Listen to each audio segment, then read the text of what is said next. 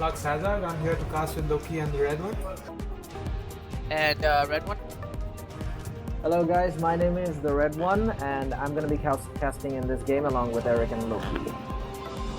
Indeed, so we got our first Bangladeshi caster on the stream. So happy for you guys to be here. So yeah, let's go straight into the game now. We got blue team coming out with the Zed, Leona, and Maokai ban. So Eric, this one's for you. Why do you think they've banned out Zed, and why do you think the blue team has chosen to ban out these champions? The blue team has chosen to ban out these champions, I guess, because they do not want to play against a Zed.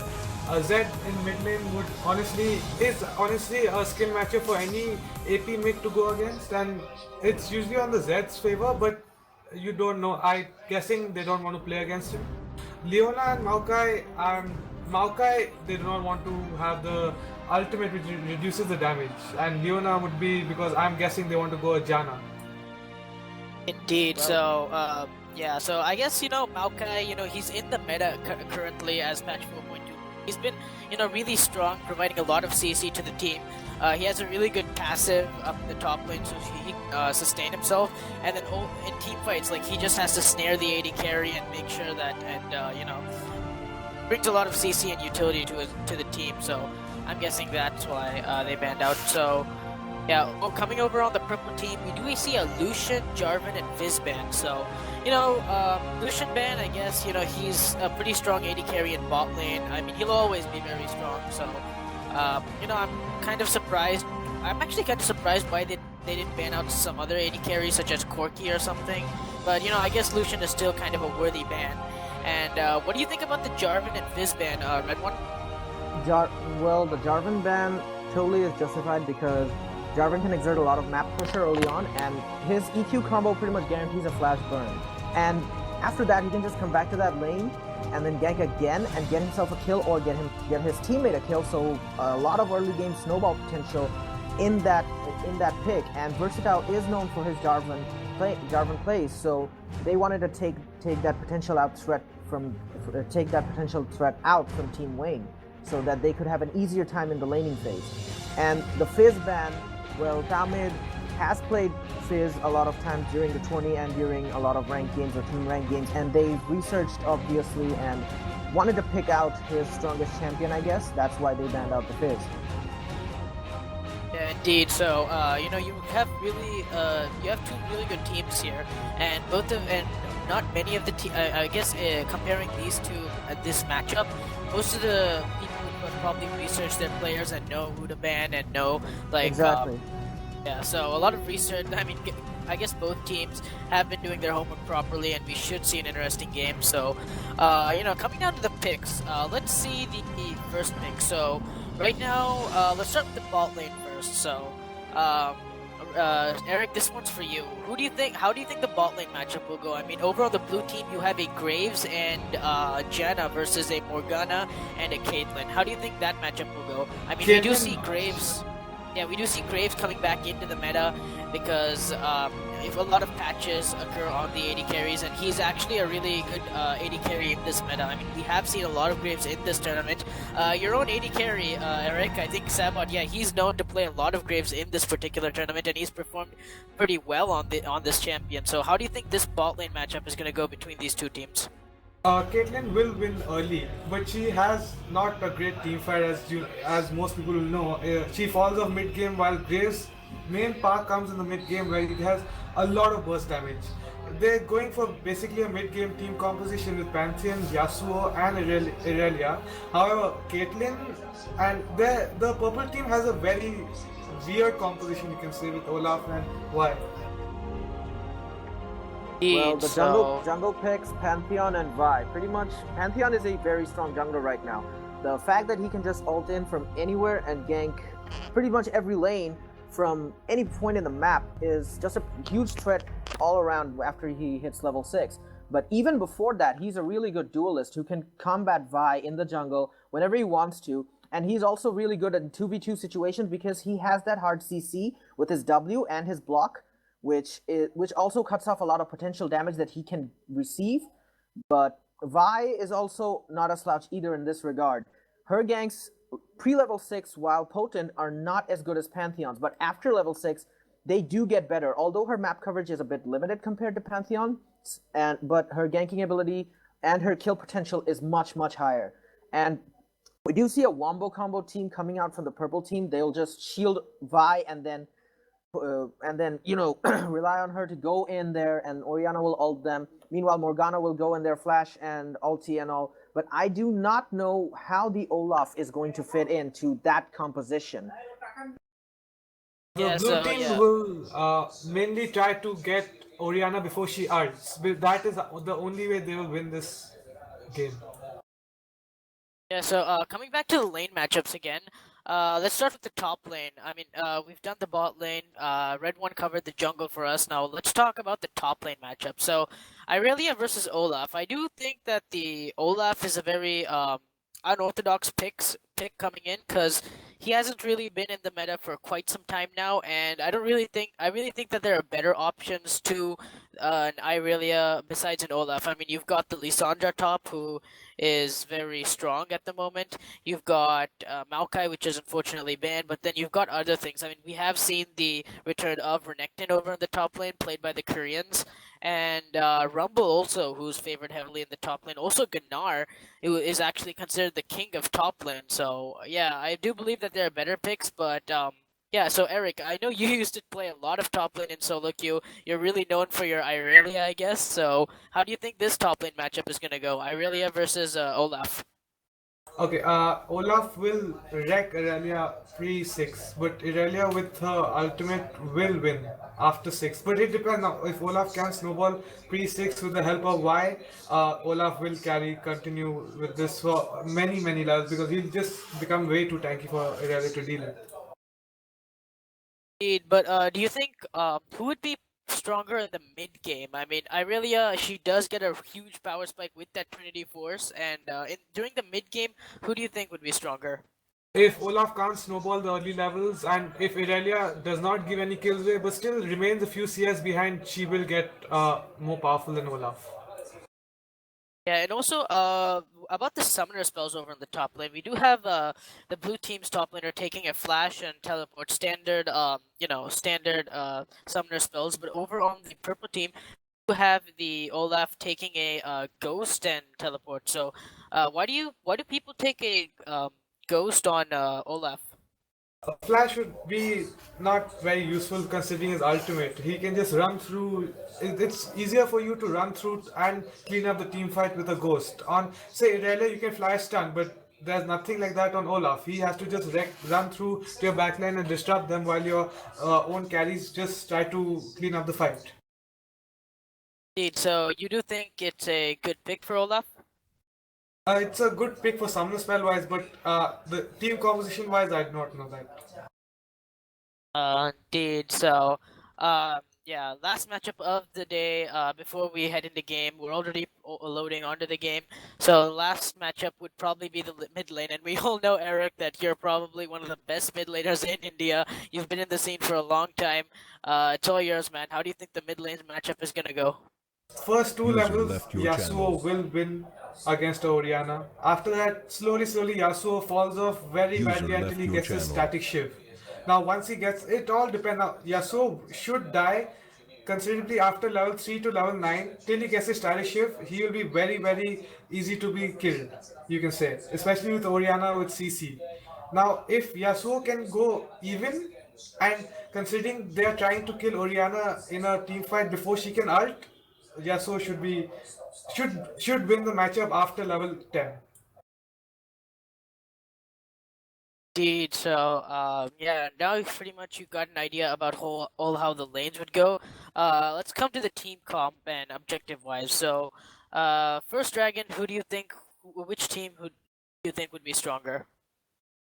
First Dragon, I'd say the purple team with Olaf and Y because the purple team have a better early game laning phase, especially with Caitlyn and Olaf and Orianna against the Yasuo.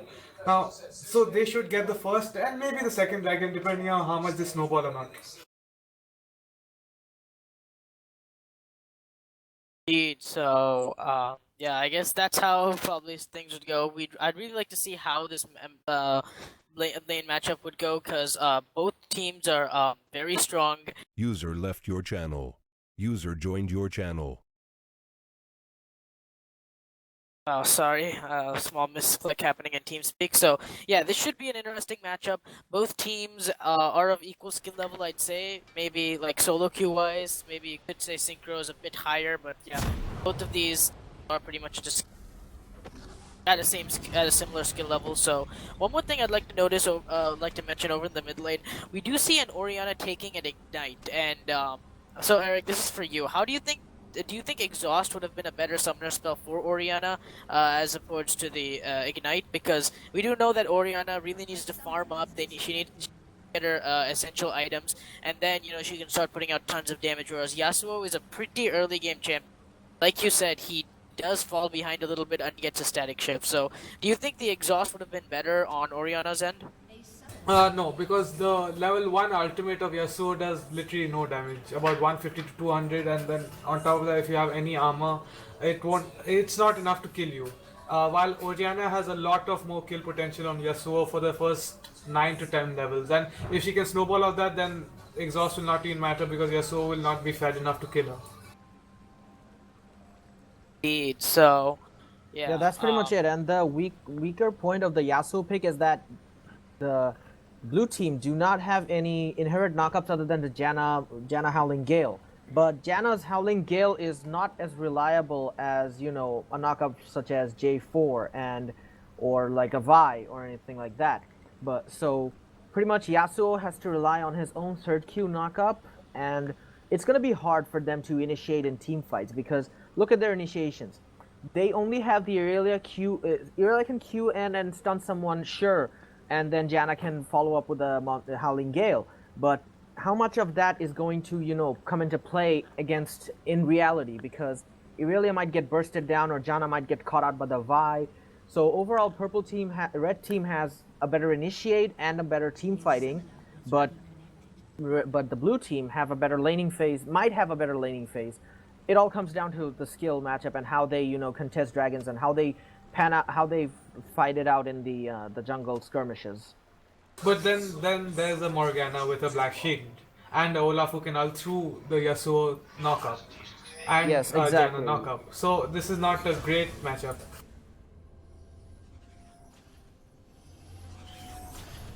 Yeah, well, pretty much. They're gonna have to focus on peeling, but Olaf with his ultimate can't be peeled by anything at all. User and Graves is going to look into some serious zoning, going to be seriously zoned out in every single fight because of the Olaf and the Vi as well, who cannot be stopped like Olaf. So and the Caitlyn who outranges any ADC.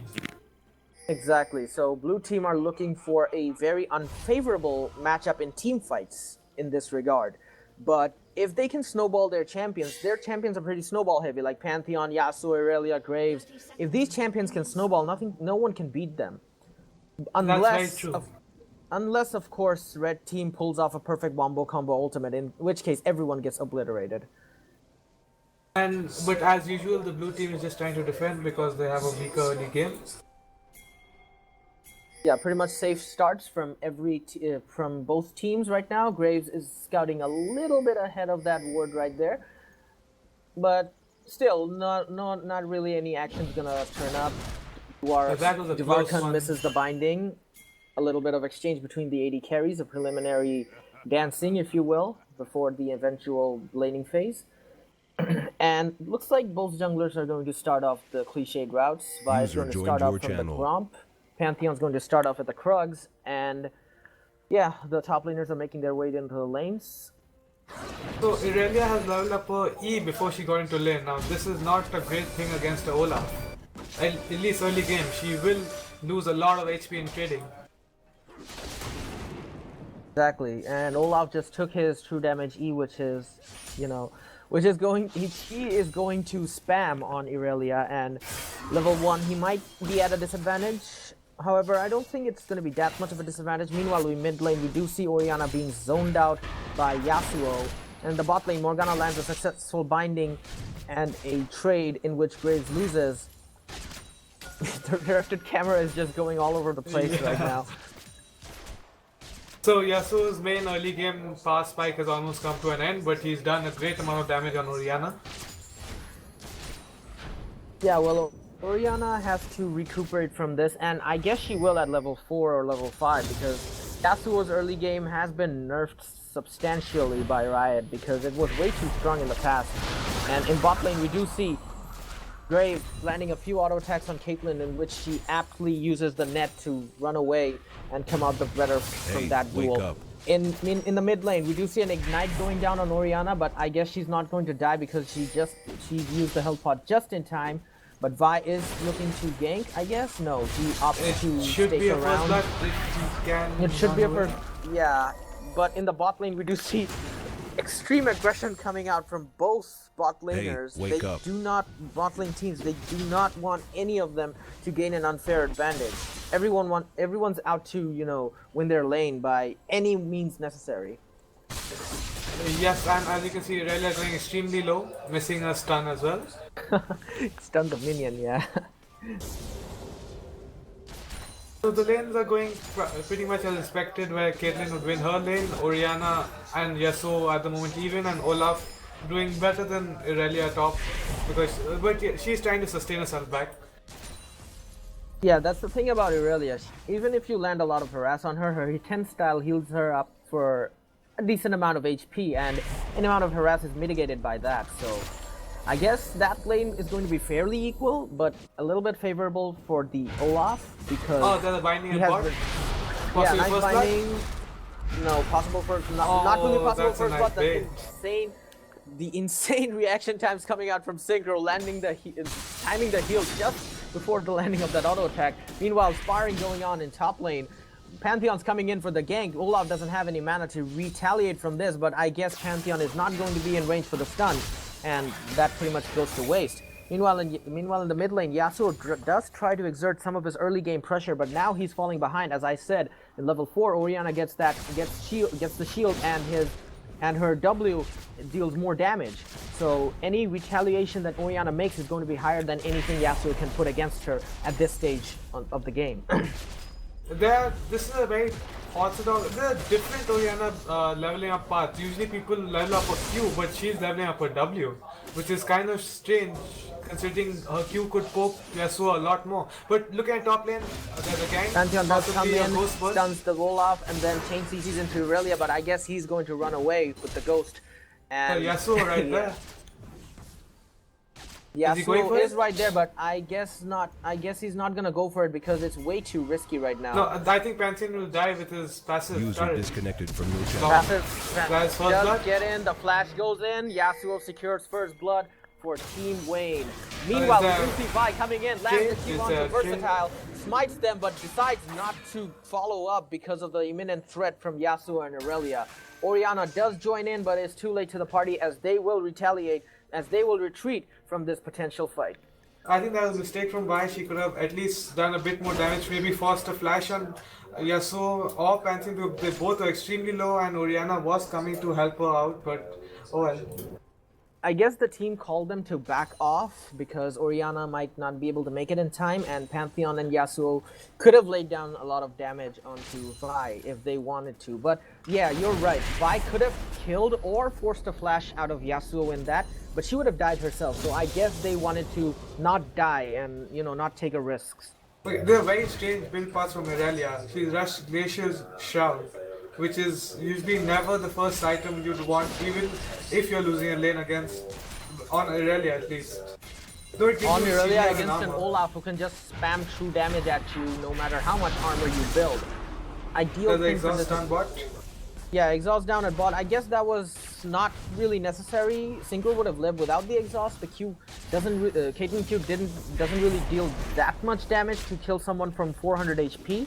But I guess they, you know, miscalculated and used the exhaust. Meanwhile, in mid lane, we do see Vi coming in, opting to gank mid, but doesn't really land the Q. Yasuo runs away. In top lane, Olaf is still harassing with his axes. His axes aren't going to do much because of Aurelia's armored up Glacial Shroud, but he can opt to use his true damage and mitigate and, you know, bypass the armor completely. I think this Olaf is not going to go tank. He's rushing a Ravenous Hydra with this Vampiric Scepter, which is kind of surprising. And a lot of damage laid down on Irelia, considering the fact that Olaf was level 5 and Irelia was level 6. Olaf actually came out the stronger from that matchup, but Irelia healed herself up from her ulti. Meanwhile, we do see Olaf ulting in, but I guess this will be a mistake. He's tanking way too many minions, and Irelia gets the kill onto Olaf. As I said, Irelia will beat Olaf after level 6 because Irelia has the ultimate which does damage and heals, while Olaf can just mitigate CC with his ultimate. It doesn't give him anything at all. And consider the fact that he was also level 6 and Irelia was level 7, and all those minions just raining hell down on Olaf. I guess he took like 230 or 240 damage from the minions before dying. And Irelia with a Glacial Shout beating Olaf with a Vampiric Scepter, I don't think this is going very smoothly for the top laners. Irelia should continue to win this lane with ease. Yeah, Irelia is a very snowball heavy champion. Once he gets an inch, he will take an L. We do see continued aggression from Irelia, but Olaf isn't doing badly to, retaliate. Okay, but I guess Irelia might die to this because he underestimated the damage from Olaf. One true damage will be enough. Good axe land, flash burned. One more axe, still got it up, and that was then a big misplay by Irelia. Yeah, Irelia could have survived back there, but I guess she opted to stun Olaf and then use her Hiten style to heal up and then kill him in a sick play. But that was pretty much a misplay. But surprisingly, the blue team got Dragon in the meantime. It was unwarded, and as you know, Pantheon and Yasuo do quite a bit of damage. And especially Yasuo can block 2 auto attacks of Dragon with his wind wall. Yeah, and they just sneaked in a dragon while people were focusing on their lanes, and it's pretty important getting these dragons in the early game, especially in this season because of all the buffs that dragon gives you and the 6% attack damage. It was nerfed recently from 8% to 6%, but I guess it's still binding possibly nice binding at bot, I guess. Crow does get the kill on the Caitlyn. Obscene damage coming out from Graves right there, but he does die to the support. However, the Morgana gets the kill while the Graves gets the kill on the blue side, so that's a big advantage for the blue team. Yeah, meanwhile, Vi spotted out taking the Scuttle Crab, one of the more annoying monsters in Summoner's Rift. Yes, it is. Here we see a battle of support over wards, obviously. I'm surprised this Olaf isn't rushing armor, considering all of these, all of the blue team is all physical damage. If he could just become tanky enough with 200, 250 armor, he could just carry the team on his back even though he's losing his lane.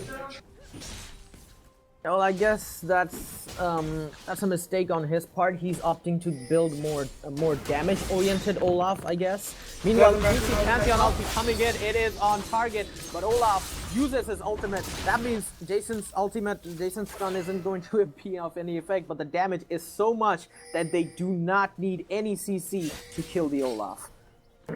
And Olaf has no HP at all. He's just got the Bilgewater, Calculus, and the Ruby Crystal. Did he just buy a Ruby Crystal right now after dying? Because I did not see that on. Did he just buy a Ruby Crystal right now after dying? Because I did not see that on him. Yeah, because I did not see that on him after before he was ganked. Yeah, I believe he just bought it. Well, Vi went for the Chilling Smite, but Pantheon went for the Wave Clear Smite. Yeah, well, Trailblazer, when it reduced Smite cooldown by 15 seconds, I used to prefer it a lot. Yeah. No, when it used to, I used to prefer it because it gave you so much clearing potential. But right now it's just an AoE stun that does nothing for Pantheon really because of his E. He can just clear out the small minions really quickly. He does not need the Trailblazer, and the Stalker's Blade, which gives you Chilling Smite, is actually much better on Pantheon because he can slow down people from afar and then gap close and then get in range to use his W much quickly. And also 50% slow for 2 seconds from that insane range is something to consider buying. And meanwhile the junglers might meet up, but Vi spots the pink ward and just opts to not fight in this at all. Yasuo's moving bot. He missed the pink ward, however. Yeah, he did not go through the little bush, so he was spotted by the pink ward, but he did not realize it. Irelia rushed a Ninja Tabby after that. This is a very surprising build path. I don't get what Irelia is trying to do.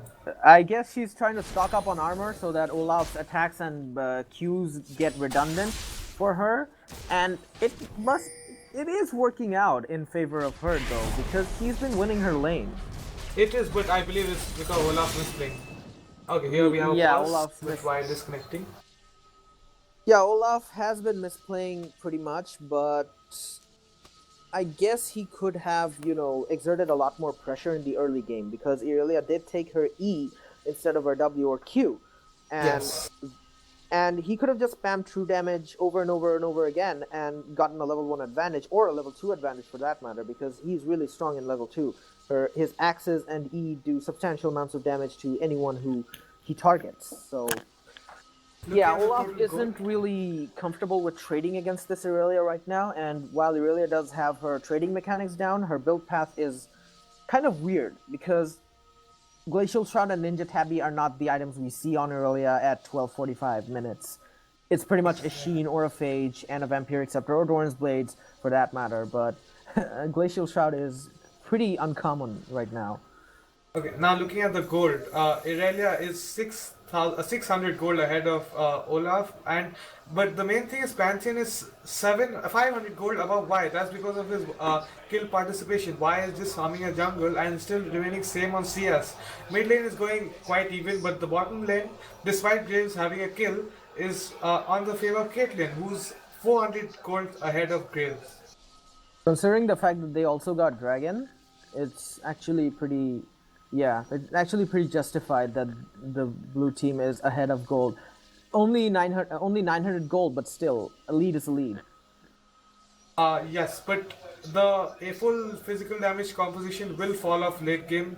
Now Y is going for full damage as well, so this is very surprising considering they're all AD. If these two champions, if Olaf and Y stacked armor, it would have been a sure shot win mid game. There's nothing to stop 200 armor.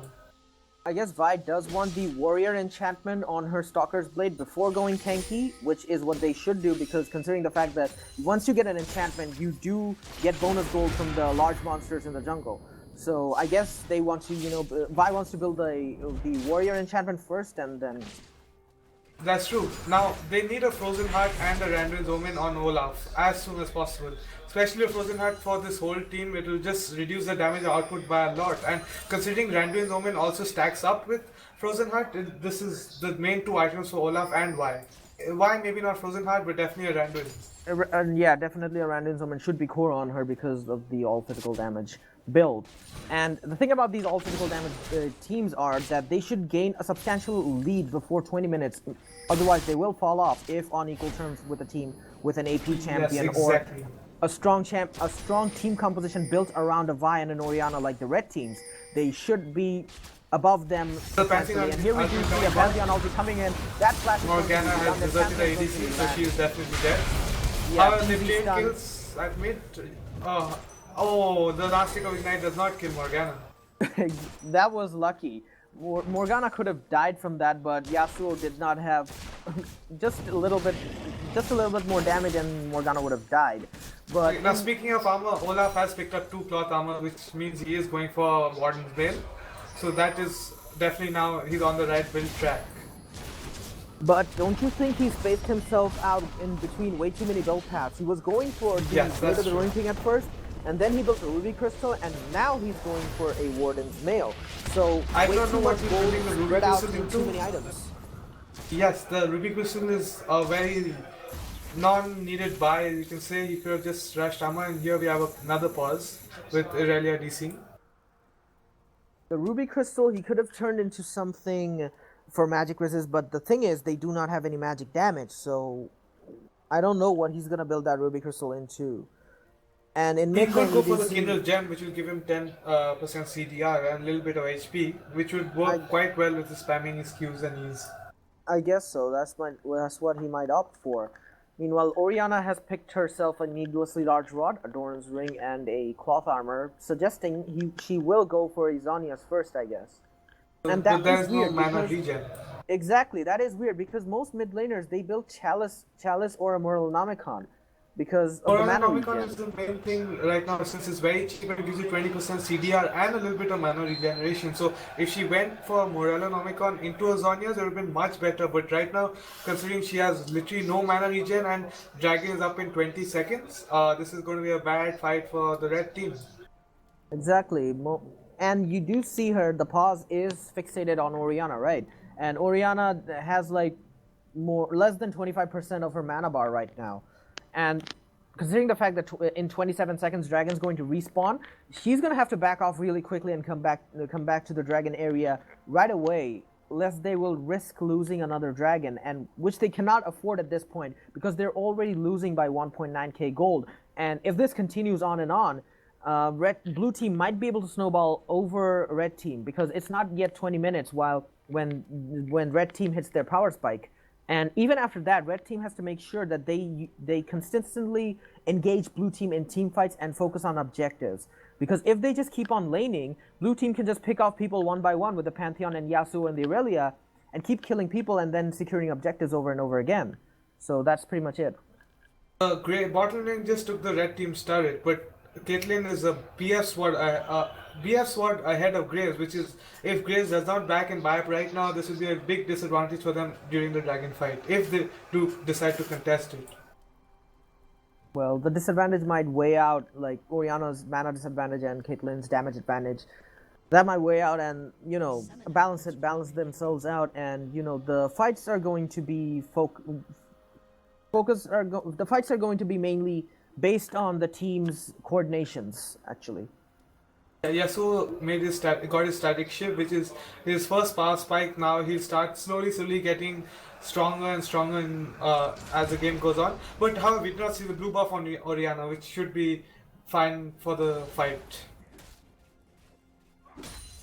Yeah, well, it's not necessarily have to be that both teams have to be at Dragon Pit in like 10 seconds because none of the teams look in position, other than the red team, who are going there. And they do not have the timer, however, because I remember they had no vision while they took the dragon. However, if they see this coming right now, they might just rush it. Since Olaf is actually making his way down bottom, since he does not have TP, that's a good call. This is a great call by the red team. Yeah, they might force a 4v5 right now, but Irelia can also TP into the fight. They've already started out Dragon, taking some damage. Morgana just wasted a black shield on nothing, which is a very, very bad thing to do. Exactly, now blue team have the potential to fight. Amazing how the heal comes out. A 3-man ult from Yasuo, but to no avail because he might die to this. The wall blocks the rocky ult from Caitlyn. Meanwhile, Irelia going in for Caitlyn and choosing to go for the Morgana. Synchro, meanwhile, gets Olaf because he was all alone in the fight. Meanwhile, Irelia is just wrecking face in there, going against 4 people, securing the double kill. I guess this was Orianna, I guess Caitlyn as well. The shockwave coming in way too late to help red team, and that was just decimation from blue team because red team made several key mistakes before engaging in that fight. Like Morgana wasted her was not there during shield. that fight when they started dragging. Orianna nowhere close to the team fight.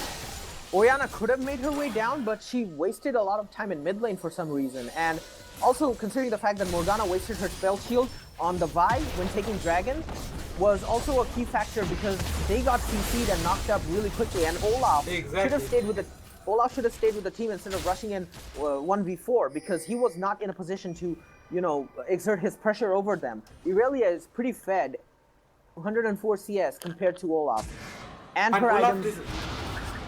Olaf did not use his ultimate till all of the CC was already used. He just ulted on to thin air. Janna had queued him, Janna had made him go away with her ultimate, but he did not use his ulti till there was nothing left to use. He just used it for using it for the sake of the name.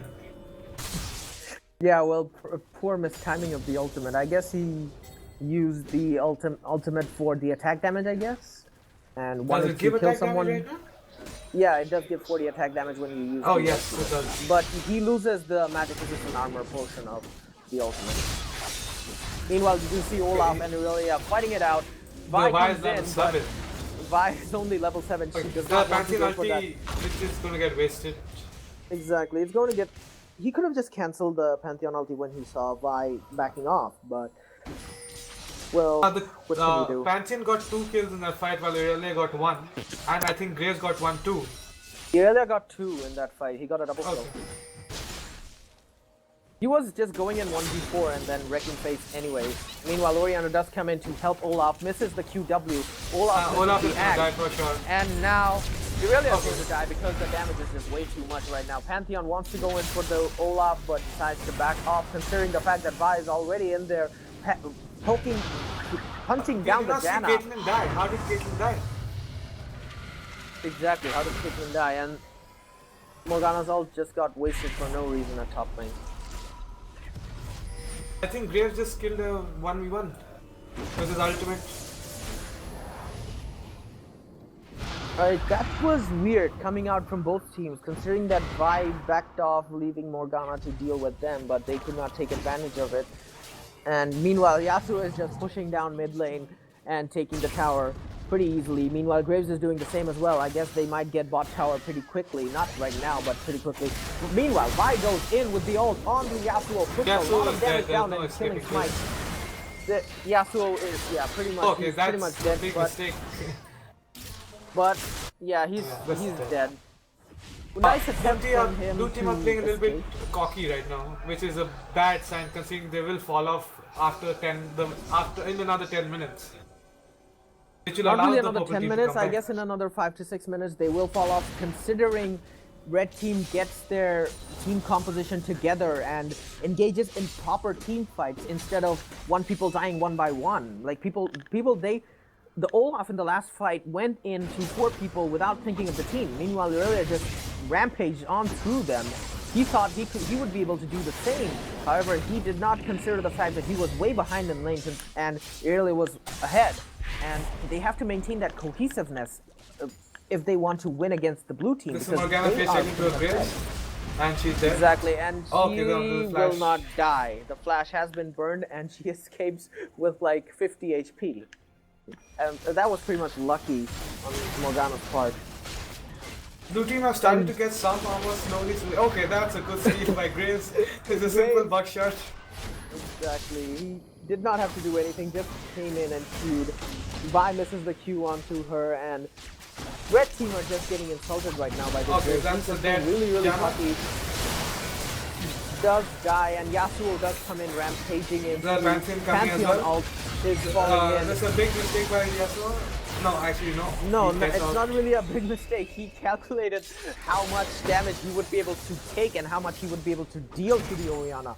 Bear in mind the fact that Yasuo's ultimate does give him bonus armor penetration against bot armor, against extra armor, not the inherent armor that champions get when they level up. So that Zhonya's armor was reduced substantially by Yasuo's ultimate, and so he was able to burst down Oriana pretty quickly from 300 HP and then go after the Caitlyn, resulting in a double kill for him.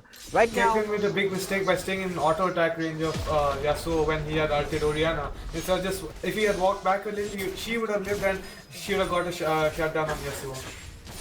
He might have gotten a shutdown on Yasuo, exactly, you're correct. Now, blue team, they are on the right path right now. They've secured 2 dragons. They're way ahead in gold. 8.5k coming out, 8.5k coming out right now. So that's a dead one. Graves on the rampage. Yeah, like I said, blue team are pretty much on the right track right now. I think the red team would be a little bit low on confidence right now. They're about to give up, but they shouldn't, because they will outscale them if they can hold on. However, things are the way things are going right now, the way they are not maintaining their cohesiveness, like they are not playing like a team, they're playing like 5 individual players. Most of their players are scattered all throughout the map where they should be focusing on staying together and contesting for objectives. However, they're not doing this, and they're getting picked off one by one by blue team, and this is pretty much snowballing blue team into a state where they cannot be beaten. Now, there's a 3rd dragon and Oriana gonna face check into a Graves. Graves just quick drew into that, but Oriana just ran away while Olaf TP'd, which shows that they're not on the same page at all. Exactly. Just like I said, they're not playing as a team, they're playing 5. Pantheon okay, also coming to support the This might be a big mistake by the blue team. Exactly, they might be able to get the kill off on them, but here comes Yasuo. Pretty much decimates the Caitlyn, and Oriana gets points in the process, and Yasuo also tests the Vi. But Meanwhile, 4 for 1. Yasuo just rampaging in through User there. disconnected from your So channel. despite the huge mistake coming out from blue team, they are in a position where any mistake they make would be mitigated by a semi-quick response, and we do see the surrender so coming out from surrender red team. Yes. The surrender coming out from red team pretty much states the end result of the match. Blue team dominating from not really from the early game, but they snowballed from the mid game. The early game was fairly equal. However, red team failed to have their team synergy up. They pretty much played not like a team, and that's why they lost. The biggest mistake was the first dragon fight where Morgana used the black shield on nothing and Orianna was not there when they had fought, which just led to the snowball. And as you know how full AD composition snowball, when they snowball, there's no coming back from it. Exactly, and blue team knew that fact that they had to snowball no matter what in order to win, and they played like a team and they contested objectives. That's what this game is all about. Like, find 3 or 4 people from your team, go and contest dragon and objectives like towers or inhibitors or like kill champions for that matter. But red team, they looked like their head was cut off. They spaced themselves out way too many times. Even their laners, even their champions, they did not buy any items that were coherent to any traditional build paths, and that's why they pretty much lost the game. Easily mitigatable mistakes, but mistakes are mistakes, and they will cost you games, just like this one. Yeah, but there's a big the red team should not be disheartened by it because they are making some very simple mistakes that they can correct and they can get much better at. There's just, if they can watch the replay or they watch this cast, they know exactly what mistakes they made, and they should have won that match, honestly, considering their full AD composition. But there's just silly mistakes. But and their team composition was also much better. Like the Vi ult into initiate with the Orianna ult as well, and considering the fact that Yasuo only had 1 knockup to work with, pretty much gave them a favorable matchup against blue team. To be honest, however, they could not take advantage of it because of silly mistakes. Of course, these mistakes can be easily mitigated with a little bit more team practice. But I guess they did not, play as a team right there. This is what I've been saying constantly over the game. They have not played as a team, and this is a team game. If you do not play like a team, you would not, be able to contest against anyone of Team Wayne's caliber. Because they knew their AD composition pretty well, and they knew that they would snowball if in the early game they would gain some minute advantages. And those minute advantages could translate into big advantages because of Yasuo, Irelia, Pantheon, and Graves, who are very snowball-heavy champions. And if they get an inch, they will take an L and, pretty much dominate over their respective laners, their counter laners, of course. So, good game to the blue team, but purple team can improve. Blue team played this, they took advantage of the mistakes. That is one thing that they did very well. They knew what to do, when to do it, how to pull off this composition.